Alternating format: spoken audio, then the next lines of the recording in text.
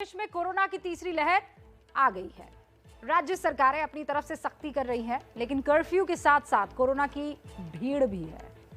लोग अभी भी लापरवाह हैं। सबसे पहले आप आज के कुछ अपडेट्स नोट कर लीजिए। मुंबई में आज कोरोना के कितने केसेस आए हैं? 20,181। मुंबई में पॉजिटिविटी रेट आपको पता है कितनी है? करीब 30%। दिल्ली में पिछले 24 घंटे में 15,097 नए केसेस आ गए हैं। 15,000। दिल्ली में कोरोना की संक्रमण दर जो कभी 1% के आसपास थी कुछ दिनों पहले, वो आज 15.34% हो गई है। राजस्थान के मुख्यमंत्री अशोक गहलोत खुद कोरोना पॉजिटिव हो गए हैं। अमृतसर एयरपोर्ट, रोम से वहां पर आई फ्लाइट के 179 में से 124 यात्री पॉजिटिव पाए गए। कोरोना के बढ़ते केसेस की वजह से सुप्रीम कोर्ट में कल से पूरी कार्रवाई वीडियो कॉन्फ्रेंसिंग के जरिए कर दी जाएगी। अपडेट तो बहुत सारे हैं, लेकिन हमने आपको कुछ महत्वपूर्ण जानकारियां दी है ताकि आप ये समझ सके कि कोरोना का ये हमला गंभीर कितना है। हमने आंकड़ों के जरिए आपके लिए एक स्पेशल रिपोर्ट भी तैयार की है, जिसे देखकर आपको पता चलेगा कि आने वाले दिनों में भारत में एक दिन में 14 लाख से ज्यादा केसेस आ सकते हैं। 14 लाख से ज्यादा केसेस। इसीलिए बहुत गंभीरता से इसे लेना अब जरूरी है।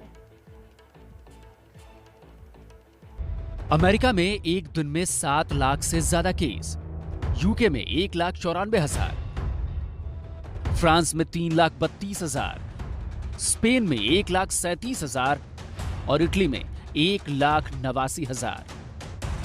ये दुनिया के कोरोना से प्रभावित 5 बड़े देश हैं और इन देशों के लिस्ट में भारत काफी नीचे नजर आता है, क्योंकि भारत में पिछले 24 घंटे में 90,928 केस आए हैं।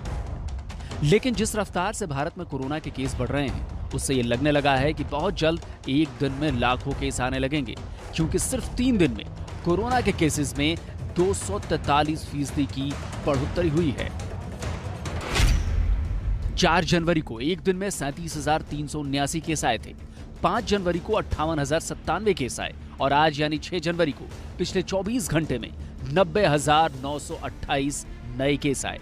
यानी सिर्फ 3 दिन में कोरोना केसेस में 243% की बढ़ोतरी दर्ज की गई है। ये आंकड़े साफ बता रहे हैं कि देश में कोरोना की तीसरी लहर आ चुकी है। रोजाना सामने आने वाले मामले यही नहीं रुकेंगे। आने वाले दिनों में ये मामले कहां तक पहुंचेंगे, इसका अंदाजा लगा पाना भी मुश्किल है। लेकिन इस सब के बीच में सवाल ये है कि क्या हमारे देश का स्वास्थ्य सिस्टम इन नए मामलों का भार उठाने के लिए तैयार है? अब सवाल यह है कि भारत में तीसरी लहर के पीक में एक दिन में कितने केसेस जाएंगे। पहली लहर में 17 सितंबर 2020 को भारत में एक दिन में 97,894 केस आए थे। इसके बाद पिछले साल 7 मई को सबसे ज्यादा 4,14,188 केस एक दिन में आए और अब यह माना जा रहा है कि तीसरी लहर में एक दिन में 14 लाख से ज्यादा केस आ सकते हैं। ये दावा खुद एक्सपर्ट्स भी कर रहे हैं। अगर जो केसेस कल यूके में हुए हैं 80,000 88,000 के करीब, 80,000 ले लीजिए, अगर हम उसको पॉपुलेशन के बेस पे लें तो ये 14 लाख केस होंगे भारत की पॉपुलेशन पे, अगर हम उसको लगाएं। नीति आयोग के सदस्य डॉक्टर वी के पॉल ने 17 दिसंबर को ही यह आशंका जाहिर की थी। 17 दिसंबर को यूके में करीब 87,000 कोरोना के मामले थे, जो कि अब बढ़कर 1,94,000 से ज्यादा पहुंच गए हैं। ऐसे में भारत में कोरोना के मामलों की संख्या बढ़कर 14 लाख तक पहुंचने की आशंका और ज्यादा बढ़ गई है, क्योंकि 17 दिसंबर से लेकर आज तक भारत में रोजाना कोरोना के मामलों के बढ़ने की दर करीबन 1173% तक पहुंच चुकी है। सवाल यह है कि इस रफ्तार से अगर केसेस बढ़े तो क्या भारत के स्वास्थ्य सिस्टम के पास इसको झेलने की ताकत है? हालांकि सरकार का दावा है कि उसकी तैयारी पूरी है। सरकार ने 18 लाख से ज्यादा आइसोलेशन बेड्स, 4,94,000 से ज्यादा ऑक्सीजन सपोर्टेड बेड्स, 1,39,000 से ज्यादा आईसीयू बेड्स, 24,000 से ज्यादा बच्चों के आईसीयू बेड्स, 64,000 से ज्यादा बच्चों के नॉन आईसीयू बेड्स तैयार किए हैं। दूसरी लहर में हुई ऑक्सीजन की किल्लत को कौन भूल सकता है। हालांकि सरकार का दावा है कि ओमिक्रॉन वेरिएंट में मरीजों को अतिरिक्त ऑक्सीजन की जरूरत नहीं पड़ी है, लेकिन फिर भी सरकार तैयार है। सरकार का दावा है कि पहली लहर में रोज 1000 मीट्रिक टन ऑक्सीजन की जरूरत पड़ी, जो दूसरी लहर में बढ़कर 10,000 मीट्रिक टन रोजाना हो गई। सरकार का दावा है कि तीसरी लहर के लिए 18,836 मीट्रिक टन ऑक्सीजन हर रोज दे सकते हैं। लेकिन ओमिक्रॉन वेरिएंट के साथ सबसे बड़ी जरूरत अपने हेल्थ केयर वर्कर्स को बचाने की भी है, क्योंकि फिर से बड़ी संख्या में स्वास्थ्यकर्मी और डॉक्टर संक्रमित हो रहे हैं। महाराष्ट्र में 300 से ज्यादा रेजिडेंट डॉक्टर संक्रमित पाए गए। दिल्ली में 350 से ज्यादा डॉक्टर और स्वास्थ्यकर्मी पॉजिटिव हैं। पटना में 159 डॉक्टर पॉजिटिव पाए गए हैं। लखनऊ में भी 33 डॉक्टर कोरोना पॉजिटिव मिले हैं। कोलकाता में भी 200 डॉक्टर और स्वास्थ्यकर्मी कोरोना पॉजिटिव हैं। इसके अलावा चंडीगढ़ में 196 डॉक्टर और स्वास्थ्यकर्मी कोरोना संक्रमित हैं। आंकड़ों का यह विश्लेषण बताता है कि कोरोना की तीसरी लहर बहुत ज्यादा खतरनाक है और ओमिक्रॉन का इसमें बहुत बड़ा हाथ है। इसलिए सुरक्षित रहें, स्वस्थ रहें, लापरवाही बिल्कुल ना करें। अब मुंबई की बात हो जाए, क्योंकि यहाँ की मेयर ने ये कहा था कि 20,000 केस आने पर मुंबई में लॉकडाउन लगाना पड़ेगा। अब से कुछ देर पहले ये आंकड़ा आ गया कि मुंबई में आज 20,000 से ज्यादा केसेस दर्ज हो गए हैं। अब तक के सबसे ज्यादा केसेस है। इसीलिए ये सवाल है कि क्या अब मुंबई में लॉकडाउन लगने वाला है। वैसे अगर मुंबई में लॉकडाउन लगा तो इसके लिए लोगों की लापरवाही ही जिम्मेदार होगी और कुछ नहीं। जो हमारा केंद्र से आने वाले जो नियमावली है वो कह रहे कि ऐसे ही 20,000 के ऊपर रुग्ण पाए जा रहेंगे तो लॉकडाउन लगाना जरूरी होगा। मुंबई की मेयर किशोरी पेडनेकर का ये बयान 3 दिन पुराना है, लेकिन आज इसकी चर्चा इसलिए है क्योंकि शहर के हालात लॉकडाउन वाले हो गए हैं। 5 जनवरी को मुंबई में एक दिन में कोरोना के 15,166 केसेस आए, जो अब तक का सबसे बड़ा आंकड़ा है। इससे पहले 4 अप्रैल 2021 को मुंबई में एक दिन में सबसे ज्यादा 11,206 केसेस आए थे। इसीलिए ये सवाल उठ रहा है कि क्या मुंबई में जल्द लॉकडाउन लगने वाला है, क्योंकि मुंबई की मेयर ये पहले ही कह चुकी है कि 20,000 केस एक दिन में आए तो लॉकडाउन लगाना पड़ेगा। हालांकि बीएमसी का दावा है कि अभी लॉकडाउन लगाने की जरूरत नहीं है। महानगर पालिका के स्तर की अगर बात करें तो वैसे कोई हमारा विषय चर्चा में नहीं है। हम हर 2 दिन में जायजा लेते हैं और आज के तारीख में संख्या बढ़ रही है, बात सही है, लेकिन निर्बंध लगाने वाली जैसी स्थिति नजर नहीं आ रही है। वैसे मुंबई में बढ़ते केसेस के बीच बीएमसी का दफ्तर खुद हॉटस्पॉट बना हुआ है। यहाँ रोज 4 से 5 कर्मचारी कोरोना संक्रमित हो रहे हैं। कि यहाँ पर इस मुख्यालय में 3 से 3,500 कर्मचारियों के साथ साथ जो अन्य लोग हैं वो भी यहाँ पर आते हैं। हर रोज उनका आना जाना होता है। और इसी मुख्यालय में एक क्लिनिक भी स्थित है। क्लिनिक में पहले तो 15 से 20 लोग हर दिन जाते थे अपनी जांच के, लेकिन इसी बीच अब उनकी संख्या 80 से 90 लोग हो चुके हैं हर दिन। एक जगह पर मुंबई में निर्बंध लगाए गए हैं। रात को नाइट कर्फ्यू चल रहा है। शाम को 5 से सुबह 5 बजे तक लोग ग्राउंड पर, बीच पर और कई भीड़ भाड़ वाली जगहों पर नहीं जा सकते हैं। लोगों को सतर्क किया जा रहा है। उसी बीच मुंबई महानगर पालिका में क्या सतर्कता बरती जा रही है, ये एक बड़ा सवाल उठता है। ये लापरवाही तो लॉकडाउन लगाने का पूरा इंतजाम कर रही है। लापरवाही का ऐसा ही हाल दिल्ली में भी है, जहां पॉजिटिविटी रेट 6% हो चुकी है, लेकिन लोग बावजूद इसके सावधान नहीं हैं। ये दिल्ली का गफ्फार मार्केट है। यहाँ दुकानें तो ऑड इवन की तर्ज पर खुल रही हैं, लेकिन लोग मास्क नहीं पहनने को तैयार है और बहानों की देखिए भरमार है। तस्वीरें हम आपको इस वक्त गफ्फार मार्केट की दिखा रहे हैं और क्या है आलम और क्या है तस्वीरें, ये आप सीधे तौर पर देखिए। ये संकीर्ण गली में हम आपको सबसे पहले लेकर आए हैं। हालांकि जितनी ज़्यादा भीड़ इस जगह पर यानी कि गफ्फार मार्केट में अमूमन दिखाई देती है, उसकी तुलना में भीड़ कम दिखाई दे रही है। देखिए आपको ऐसे कई सारे लोग तस्वीरों के जरिए नजर आएंगे जो मास्क तब पहनते हैं जब कैमरे की नज़र उन पर पड़ती है। कोरोना तो आ गई है, मास्क क्यों नहीं लगाया था? तो इसमें घुटन सी होती है तो 1-2 मिनट में हटा लेते हैं फिर लगा लेते हैं। भाप लग जाता है ना चश्मा, देखो भाई वही निकाल लिया था, अभी दुकान खुली रहता है कोई। उधर दिल्ली सरकार दावा कर रही है कि उनकी तैयारी पर्याप्त है, अस्पतालों में इंतजाम पूरे हैं। इस स्पेकुलेशन के अंदर पड़ना कि भी कितने केस होंगे कितने केस नहीं होगा, उससे बेटर तरीका ये है कि दिल्ली के सारे लोग कोविड एप्रोप्रिएट बिहेवियर करें। परसों हमारे पास 9,000 बेड थे, आज 12,000 से ज़्यादा हैं और डेली बेड्स हम काफ़ी बढ़ा रहे हैं, तैयारियां हमारी बढ़ रही हैं। दिल्ली और मुंबई कोरोना के हॉटस्पॉट बने हुए हैं, इसीलिए इन शहरों के लोगों को ज्यादा सावधान रहने की जरूरत है ताकि यहाँ कोरोना से हालात आउट ऑफ कंट्रोल ना हो जाएं।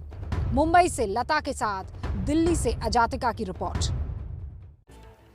कोरोना विस्फोट रोकने के लिए जिस दिन से जनता पर पाबंदियां शुरू हुई है, उसी दिन से एबीपी न्यूज ये सवाल उठा रहा है कि नेताओं की रैलियों वाले मेले पर ब्रेक कब लगेगा। हमारी लगातार कोशिश हुई और उस कोशिश का असर अब दिखने लगा है। अब राजनीतिक पार्टियों ने अपनी बड़ी बड़ी रैलियां और जनसभाओं को रद्द करने का ऐलान शुरू कर दिया है। सिर्फ यही नहीं है, पार्टियां ऑल्टरनेट ऑप्शंस, ऑल्टरनेट तरीकों का भी ब्लूप्रिंट तैयार करने में जुट गई है। चुनाव आयोग ने भी रैलियों पर गंभीरता से विचार किया है, इनफैक्ट हो भी रहा है। एबीपी न्यूज की कोशिशों के बाद यूपी में कितनी रैलियां हुई रद्द और अब क्या होगी चुनाव प्रचार की तस्वीर, ये समझिए हमारे सहयोगी अंकित गुप्ता और विकास भदौरिया की इस रिपोर्ट से।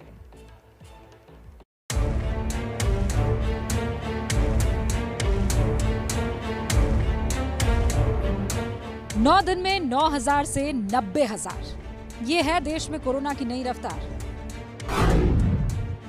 इस खतरे को देखते हुए स्कूल कॉलेजेस बंद हो रहे हैं।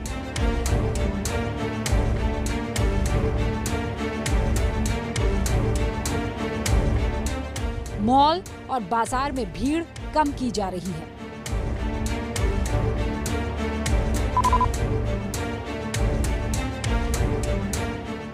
रात का कर्फ्यू लगाया जा रहा है। कोरोना को बेकाबू होने से रोकने के लिए जनता पाबंदियों का पहाड़ झेल रही है, लेकिन उसके उलट नेताओं की रैलियों पर कोई लगाम नहीं है। ये रैलियां देश में कोरोना विस्फोट कर सकती हैं। इससे एबीपी न्यूज लगातार आपको सावधान कर रहा है। कोरोना का वायरस रूप बदल रहा, तो क्या हम चुनाव प्रचार का तरीका नहीं बदल सकते? ओमिक्रॉन से दुनिया भर में दहशत है, तो क्या हम लाखों की भीड़ जुटाना बंद नहीं कर सकते? देश को रैलियों के खतरे से आगाह करने की हमारी कोशिश ने अब रंग दिखाना शुरू भी कर दिया है। आम आदमी पार्टी ने यूपी में अपनी 3 बड़ी रैलियां स्थगित कर दी है। 8 जनवरी की केजरीवाल गारंटी सभा वर्चुअल होगी। कांग्रेस ने भी उत्तर प्रदेश में अगले 15 दिन का कार्यक्रम स्थगित कर दिया है। बीजेपी ने डिजिटल चुनाव प्रचार का ब्लूप्रिंट तैयार कर लिया है। 4 जनवरी को 534 से ज्यादा लोगों की मृत्यु हुई है कोविड के कारण, और इसी की वजह से उत्तर प्रदेश में आम आदमी पार्टी की होने वाली सारी चुनावी रैलियों और सभाओं को रद्द कर दिया गया। आपको किसी स्थान पर इकट्ठा होने की जरूरत नहीं है, कहीं भीड़ करने की आवश्यकता नहीं है। अपने अपने घरों में बैठ के ट्विटर, फेसबुक, यूट्यूब, इन तमाम माध्यमों से आप मेरे साथ जुड़ सकते हैं। बीजेपी ने यूपी चुनाव में डिजिटल प्रचार का जो ब्लूप्रिंट तैयार किया है, उसमें तकनीक का जबरदस्त इस्तेमाल किया जा रहा है। बीजेपी के पहले प्लान के मुताबिक 3D स्टूडियो मिक्स तकनीक का इस्तेमाल होगा, जिसमें नेता वर्चुअल स्टेज पर बैठे दिखेंगे और 2 अलग अलग जगह बैठे नेता एक ही मंच पर दिखाए जा सकेंगे। इसके साथ में पार्टी ने ऑडियो कॉन्फ्रेंसिंग का भी इंतजाम किया है, जिसमें लोगों को मोबाइल पर नेताओं के भाषण सुनाए जाएंगे। इसके अलावा पार्टी ने डिजिटल रैली की भी तैयारी की है, जिसमें 1.5 लाख लोगों की ई रैली होगी। एबीपी न्यूज लगातार रैलियों की रोक को लेकर मुहिम चला रहा है। अब तमाम पार्टियों के बाद बीजेपी ने भी ई रैली करने की योजना बनाई है। इसके लिए हर फेज के हिसाब से 100 ई रैली करने की योजना है। विधानसभा चुनावों को लेकर चुनाव आयोग लगातार स्वास्थ्य मंत्रालय से लेकर आईसीएमआर और एम्स के निदेशक से चर्चा कर रहा है। इसमें आईसीएमआर के डीजी बलराम भार्गव ने ईसी की इस राय से सहमति जताई कि मौजूदा माहौल में बड़ी रैलियां और रोड शो नहीं किए जाने चाहिए। इसी बैठक में नीति आयोग के सदस्य वीके पॉल ने कहा कि राजनीतिक दलों को खुद भी रैलियों पर रोक लगानी चाहिए। केंद्रीय चुनाव आयोग लगातार बैठक कर चर्चा कर रहा है कि कैसे कोरोना के इस माहौल में चुनावों को सुरक्षित तरीके से संपन्न करवाया जा सके। क्योंकि आशंका इसी बात की बनी हुई है कि कहीं ऐसा ना हो कि चुनाव कोरोना के लिए सुपर स्प्रेडर का काम करें। कोरोना की तीसरी लहर के बढ़ते ग्राफ का एक और डरावना पहलू है और ये हमारी दुखती नब्ज है। बच्चों में बढ़ता संक्रमण। पहली और दूसरी लहर को अगर आप कंपेयर करें तो इस बार बच्चों के लिए कोरोना ज़्यादा खतरनाक है। मामले ज़्यादा आ रहे हैं। देश के कई स्कूलों से तो एक साथ दर्जनों बच्चों के कोरोना पॉजिटिव होने के केसेस आए हैं। दिल्ली और मुंबई में भी कोरोना के शिकार बच्चों की संख्या में इजाफा देखा जा रहा है। अब सवाल यह है कि इस लहर में बच्चों के ज़्यादा संक्रमित होने की वजह क्या है और उन्हें बचाया कैसे जाए। इन्हीं सवालों को ध्यान में रखते हुए एक रिपोर्ट हमने आपके लिए तैयार की है।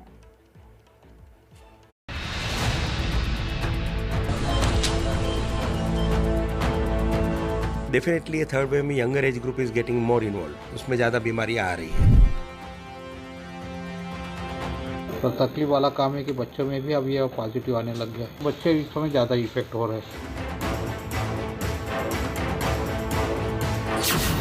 देश के जाने माने डॉक्टर्स भी ये मान रहे हैं कि कोरोना की तीसरी लहर का ट्रेलर बच्चों के लिए खतरे की घंटी बजा रहा है।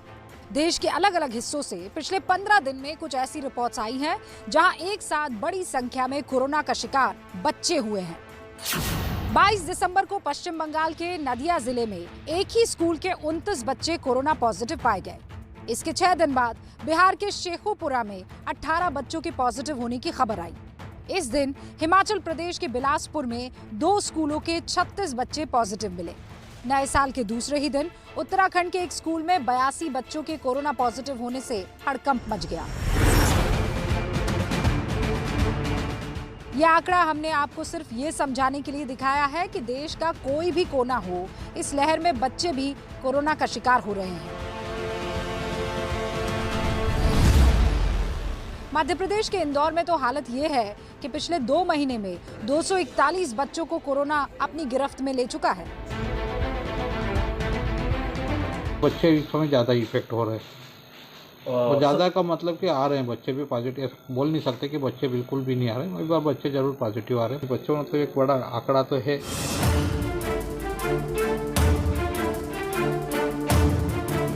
कोरोना की पहली और दूसरी लहर में बच्चे काफी हद तक बचे रहे, लेकिन इस लहर के आंकड़े ये बता रहे हैं कि बच्चे भी डेंजर जोन में आ चुके हैं।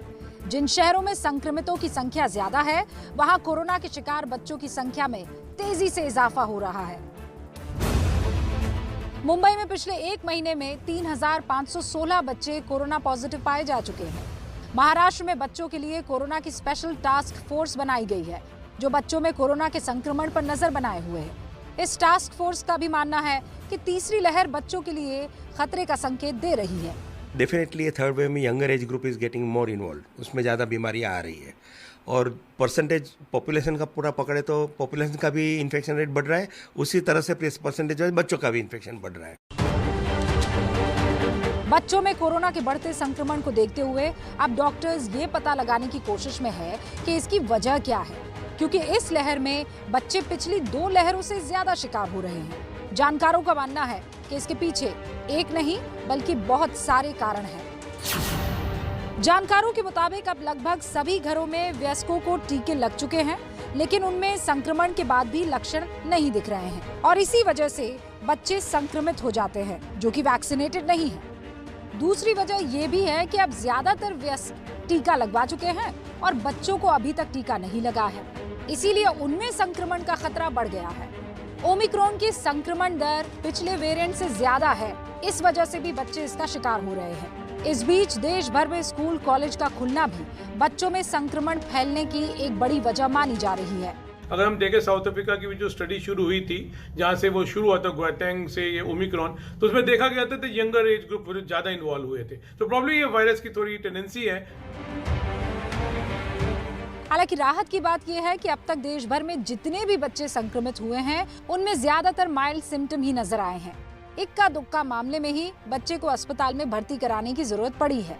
बावजूद इसके एक्सपर्ट लापरवाही ना बरतने की चेतावनी दे रहे हैं। बच्चों में कोरोना के मामले हर माँ बाप को डरा रहे हैं। मजबूरी है, कमजोरी है बच्चे, इसीलिए ये जानना जरूरी है कि हम बच्चों में कोरोना के लक्षण को पहचाने कैसे। बुखार का लगातार बना रहना लक्षण है।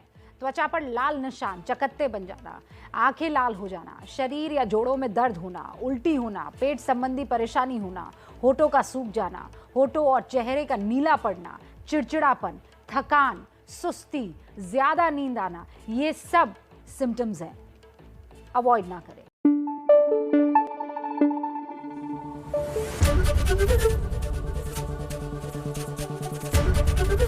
एबीपी न्यूज आपको रखे आगे।